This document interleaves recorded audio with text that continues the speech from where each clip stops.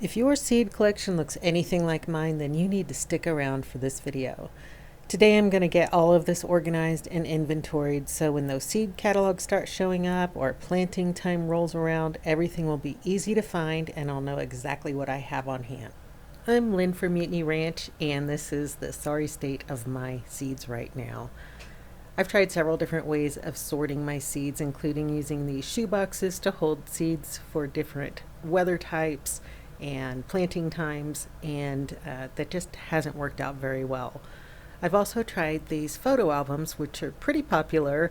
It's a great way to be able to see your seeds, flip through the pages, see the beautiful pictures on the packages, and that's worked okay, but I've also found that the corners tend to tear trying to put the seeds in and out.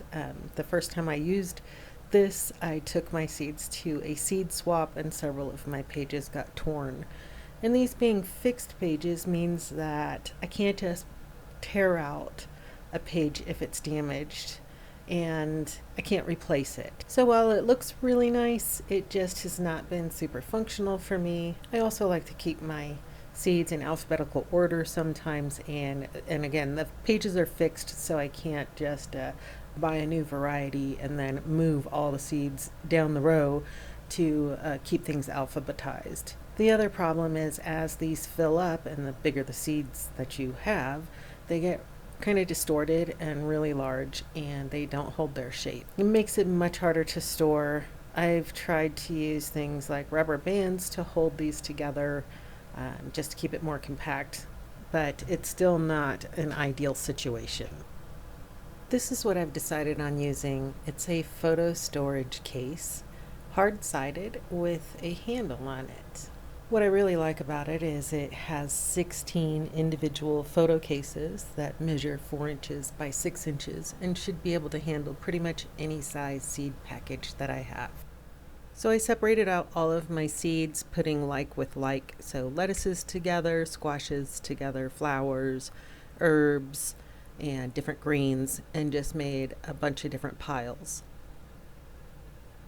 So I'm going to spend a little bit of time fine-tuning my piles, see how many piles I do have and how I want to separate things out. I will also start to do a little bit of an inventory, but I just want to make sure I have everything where it needs to be. Cool weather with cool weather, lettuce with lettuce, herbs with herbs, that sort of thing. Also, just double check to make sure that it's something that we actually use. I'm creating a little box full of seeds that are varieties that I either have a lot of or ones that I know I don't want anymore. For instance, I have this package of catnip seeds. Well, we have catnip growing wild here, and just like most mints, it kind of takes over. So I do not need any more catnip seeds.